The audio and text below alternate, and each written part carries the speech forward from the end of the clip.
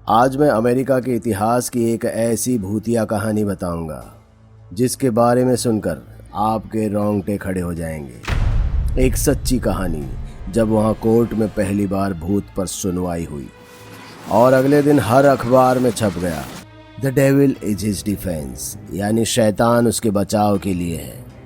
और ऐसा इसलिए क्योंकि एक हत्यारे ने कोर्ट में कहा, मैं खूनी नहीं हूं, the devil made me to do it. और उसके बचाव में सिर्फ मैं खड़ा था क्योंकि वो मैं ही था उसके इस पेचीदा केस का डिफेंस अटॉर्नी। जनाब, ये ओपन एंड शट केस है। आप हत्यारे की उम्र और शक्ल पर ना जाएं। यकीन कीजिए, he is cold blooded murderer.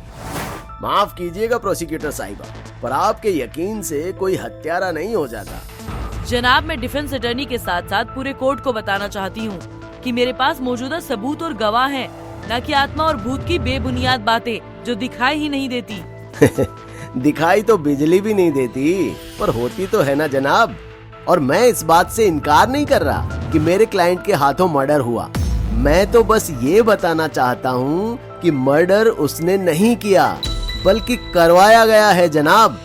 The devil made him to do it. मेरी बात सुनते ही पूरे कोर्ट में फुसफुसाहट शुरू हो गई। कोई आत्मा और पिशाच होने की बात करने लगा तो कोई इन बातों को बकवास ठहराने लगा। कोर्ट रूम के अंदर की गहमा गहमी को देखकर जज ने कहा, order order, keep silence in the court room. Defence attorney, आपको इस बात को समझना चाहिए कि कोर्ट भूत प्रेत में नहीं बल्कि सबूत और गवाहों में बिलीव करती है, और वो सभी आपके क्लाइंट के खिलाफ हैं और लाजमी है कि मुझे उसके लिए सजा देनी होगी। आपकी बात पूरी तरह सही है सर, पर इससे पहले कि आप कोई सजा सुनाए, मेरी एक दरखास्त है। एक बार मेरे मुवक्किल की कहानी सुन ली जाए। जज ने मेरी बात मान ली। फिर मैंने एक नजर जंजीर से बंधे अपने मुवक्किल को देखा और 2 साल पहले की कहानी सुनाने लगा, जब मेरे मुवक्किल आर्ने की होने वाली बीवी का पूरा परिवार ब्रूकफील्ड में बसने आए थे। आर्ने की होने वाली बीवी का नाम डेबी था, जिसने अपने माता पिता और छोटे भाई डेविड के रहने के लिए एक बंगले को रेंट पर ले लिया। शहर बेहद ही कम आबादी वाला था, जहां घर एक दूसरे से काफी दूर दूर थे। डेबी का बंगला काफी सुनसान जगह पर था, साथ ही बहुत बड़ा और खूबसूरत भी। वहां पहुंचते ही सभी सामान उतारने और शिफ्ट करने में लग गए, पर डेबी का छोटा भाई खुशी के मारे बंगले का कोना कोना छानने लगा। इधर जब उन्होंने अपना सामान शिफ्ट कर लिया तो उन्हें ध्यान आया कि डेविड जो ऊपर गया तो नीचे आया ही नहीं। उसे ढूंढते हुए डेबी जब ऊपर गई तो उसने देखा कि डेविड एक कोने में बैठा कांप रहा है। डेविड, क्या हुआ तुम्हें? तुम ऐसे कांप क्यों रहे हो? चलो नीचे चले।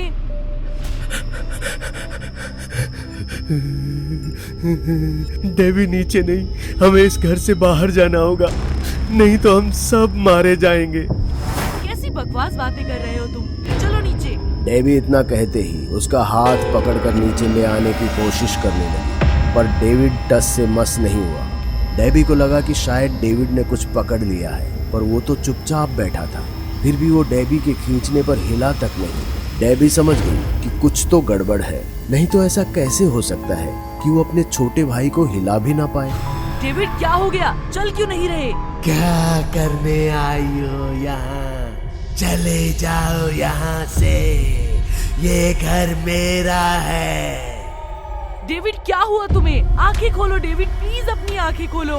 मॉम, डैड, ऊपर आइए, डेविड को कुछ हो गया है। डेवी की चीख सुन उसके मॉम डैड ऊपर आ गए और डेविड को नीचे उसके कमरे में ले गए। चेहरे पर पानी छिड़का तो उसने आंखें खोली और आंखें खोलते ही डर के मारे सिकुड़ कर बैठ गया। बुरे अंकल ने कहा है चले जाओ यहाँ से, ये घर उनका है।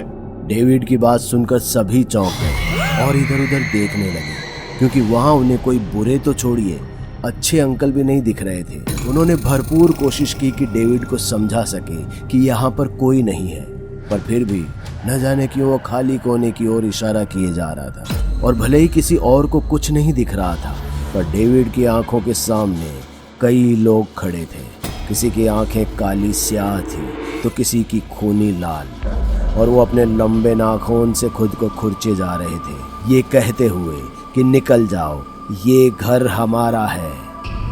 देखते ही देखते उन सभी लोगों ने एक चीख के साथ अपनी गर्दन घुमाना शुरू कर दी और उन्हें ऐसे देख डेविड ने खुद को और भी ज्यादा सिकुड़ा लिया और चीखने लगा। डेविड का चीखना सुन उसकी माँ ने उसे गले लगा लिया और शांत कराने लगी और तब तक उसे अपनी गोद से नहीं हटाया जब तक कि वो सो नहीं गया। अपने बेटे को इस हाल में देख डेविड की माँ की आंखों से ममता के आंसू छलक पड़े, पर उसके पिता ने विश्वास दिलाया कि डेविड को कुछ नहीं होगा। वो कल ही उसे शहर के सबसे अच्छे डॉक्टर के पास ले जाएंगे। लेकिन उन्हें क्या पता था कि डेविड को कोई बीमारी नहीं बल्कि किसी बुरी आत्मा की नजर लग गई है। और भला आत्मा के मामले में डॉक्टर क्या कर सकते हैं? हुआ भी कुछ ऐसा ही। डॉक्टर ने चेक करने के बाद बताया कि डेविड बिल्कुल ठीक है, उसे कुछ नहीं हुआ। हो सकता है कि वो नए घर में जाकर घबरा गया होगा। डेविड की फैमिली निश्चिंत होकर घर वापस लौट आई। उन्हें लगा कि उनका बेटा जल्द ही पहले की तरह हंसने बोलने लगेगा, पर डेविड के चेहरे पर वो मुस्कान आखिरी थी। जब उसने इस घर में कदम रखा तब से तो वो कुछ बोलता ही नहीं। घंटों एक कोने में निहारता रहता है, बड़बड़ाता रहता है, लेकिन जैसे ही किसी के आने की आहट सुनता है एकदम चुप हो जाता है, मानो उसे सांप सूंघ गया हो।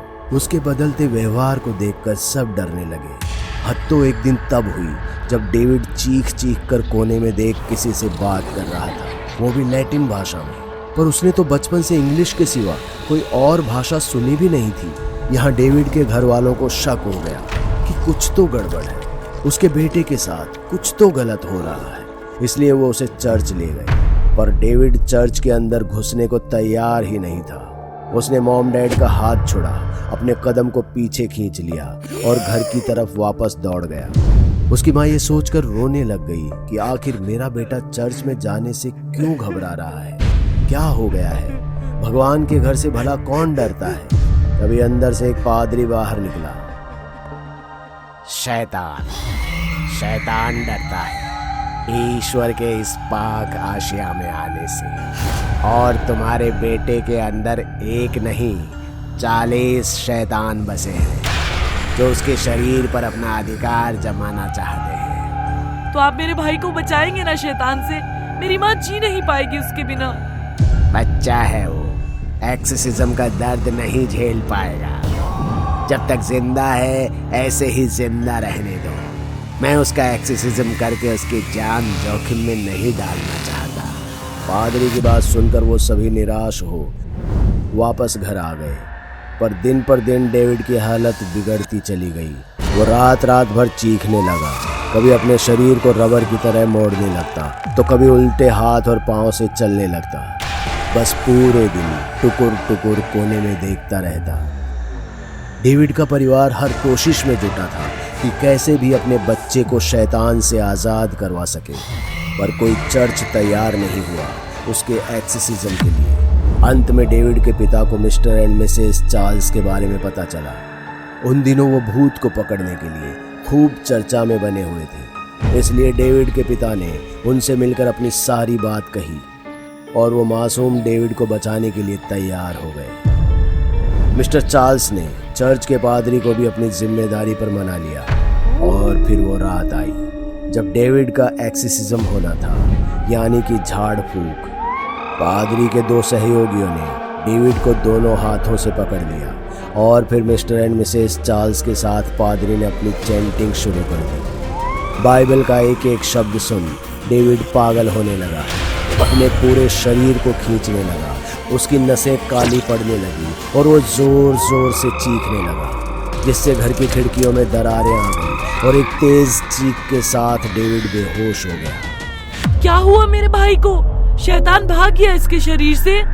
उसका नाम मत लो डेवी, और अभी डेविड आजाद नहीं हुआ है। हाँ, वो अभी डर कर अलग हुआ है। वो वापस से डेविड को वश में करेगा, आज नहीं तो शायद कल। तब तक के लिए हमें इंतजार करना होगा। डेविड ने अपनी आंखें नहीं खोली और अगली सुबह तक वो बेहोश ही रहा। मरा नहीं है, बस वो आत्माएं इसे अपनी आंखें नहीं खोलने दे रही। इसे अकेला छोड़ दो, तभी वो आत्मा दोबारा से इसे अपने कब्जे में कर लेगी और हम उससे डेविड को आजाद करवा पाएंगे। पादरी ने अपने इस बात के साथ ये भी साफ कर दिया कि फिर से होने वाले एक्सिसिज्म में कोई भी वहां नहीं होगा उनके और चार्ल्स के सिवा। पर जैसे ही आर्ने को पता चला कि उसके होने वाली बीवी के छोटे भाई की ऐसी हालत है, वो उससे मिलने आ गया और रात में होने वाले एक्सिसिज्म में भी साथ रहने की जिद करने लगा। अंत में मिस्टर चार्ल्स ने उसे हाँ कह दी, पर हिदायत दी कि वो एकदम चुप रहेगा चाहे कुछ भी हो जाए। लेकिन जैसे ही सब प्रक्रिया शुरू हुई, एकदम से माहौल बदल गया। उसे देख आर्ने की हालत पस्त हो गई। डेविड को दर्द में देखकर उसका कलेजा मुंह को आ गया और वो चीख पड़ा, ए शैतान, बच्चे पर अपना क्या जोर दिखा रहा है तू? हिम्मत है तो उसे छोड़ और मुझ में आ। आर्ने की इस बात को देखकर डेविड का चीखना रुक गया और बाहर जोर से बिजली कड़की और डेविड आर्ने को देखकर शैतानी मुस्कान देने लगा। आर्ने, पागल मत बनो, चुप हो जाओ। ए चुप! क्या बोला तूने आर्ने? बोल, डर गया क्या? आर्ने, कुछ मत कहना। पादरी ने इतना ही कहा था कि डेविड उसकी तरफ ऐसे चीखा कि वो उड़ते हुए दीवार से टकरा गए। बोल, डर गया क्या? मैंने तो कहा कि बच्चे को क्यों परेशान करते हो? तुम्हें शरीर ही चाहिए ना, तुम मेरा ले लो। आर्ने की बात सुनते ही डेविड शैतानी हंसी निकालने लगा और हंसते हंसते बेहोश हो गया। तभी आर्ने को देखकर ऐसा लगा कि उसे तेज बिजली का झटका लगा है और वो इधर उधर लड़खड़ाने लगा, पर उसे कुछ भी नहीं हुआ। डेविड अब ठीक हो गया था। सब खुश थे, पर अब आर्ने पूरी तरह से शांत हो चुका था। पादरी और मिस्टर एंड मिसेस चार्ल्स समझ गए कि अब वो शैतान आर्ने के अंदर है, पर वो कर भी क्या सकते थे जब आर्ने ने खुद आत्माओं को न्योता दिया था, जिसके बारे में तब तो वो कुछ नहीं समझा। लेकिन एक सुबह जब आर्ने की आंख खुली तो उसे पता चला कि वो हत्यारा बन चुका है। लेकिन उसे कुछ भी याद नहीं सिवाय इसके कि उसे ये सब करने के लिए किसी ने मजबूर किया था। माय डियर डिफेंस अटॉर्नी, मैं भले ही आपकी बात मान लूं, पर कोर्ट की कार्रवाई इसकी इजाजत नहीं देती है कि हम भूत प्रेत पर विश्वास करें। आप भूत प्रेत की जगह अगर कानून को आधार बनाकर लड़ते तो शायद जीत जाते। सेल्फ डिफेंस के बहाने आपके मुवक्किल को कम से कम सजा मिलती, पर अब इसका फैसला तो कोर्ट ही करेगा। माय बाप हुजूर, आपकी सलाह को मैं मना नहीं कर सकता। माफ कीजिएगा जनाब, पर भरी अदालत में जज एक कातिल को बचाने की सलाह कैसे दे सकता है? ये तो ठीक नहीं होगा। प्रोसिक्यूटर महोदया, ये मेरा कोर्ट रूम है। आप मुझे वकालत सिखाने से बचें तो बेहतर होगा। सारी बात दायरे में रहकर ही करें। And keep some respect for my decision. अदालत कल तक के लिए मुलतवी की जाती है। मैं आर्ने को जेल जाने से तो बचा नहीं पाया, पर उस पर खूंखार खूनी होने का दाग भी नहीं लगने दिया। पर क्या मैंने उसकी जान बचाकर सही किया? क्या उसके अंदर बसा शैतान चुप बैठेगा, या फिर अब वो जेल के अंदर ही अपना शिकार करेगा? मुझे कुछ नहीं पता। मुझे बस इतना पता है कि मैंने एक निर्दोष को बचाया है, पर सही किया या गलत ये आप तय कीजिए।